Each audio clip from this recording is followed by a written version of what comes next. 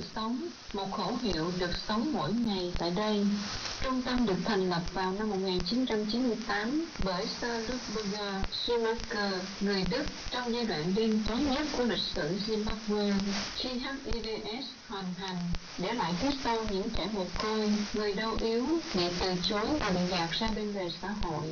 Nhiều người đã đánh mất hy vọng và sự kỳ thị còn mạnh hơn cả lòng cảm thương. Sir Rutger nhận thấy nhu cầu phải nâng đỡ những trẻ em nghèo khổ, dễ bị tổn thương và bị gạt ra bên lề xã hội, cũng như những người trưởng thành bị ảnh hưởng hoặc nhiễm HIV/AIDS.